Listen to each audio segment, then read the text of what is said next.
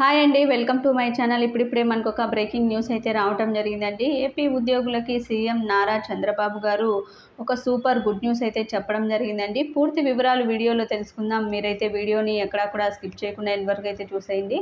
Video నచ్చినట్లయితే తప్పకుండా like చేయండి, షేర్ చేయండి. ఇక సచివాలయ ఉద్యోగులకి యూనిఫామ్ ఖచ్చితంగా ధరించాలని నిబంధనలు పెట్టొద్దని చెప్పి ఈరోజు సచివాలయకు సంబంధించి అడిషనల్ కమిషనర్ గారు సంబంధించిన జిల్లా అధికారులకు టెలికాన్ఫరెన్స్ ద్వారా మౌలిక ఆదేశాలు అయితే ఇవ్వటం జరిగిందండి. యూనిఫామ్ రద్దు చేయించమని చెప్పి ఏకైక సంఘం ఆంధ్రప్రదేశ్ గ్రామ రాష్ట్ర సచివాలయ ప్రభుత్వ ఉద్యోగుల సంఘం ఈ విధంగా అయితే కోరటం అయితే జరిగిందండి.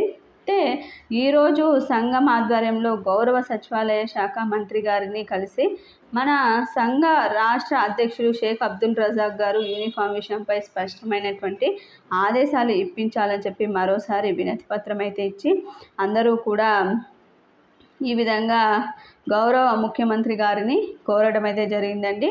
అయితే ఆయన ఖచ్చితంగా ఈ విధంగా యూనిఫామ్ నిబంధన పెట్టొద్దని చెప్పి తెలపడం అయితే జరిగింది. ఇది ఒక గుడ్ న్యూస్గా అయితే వారైతే భావిస్తున్నారండి.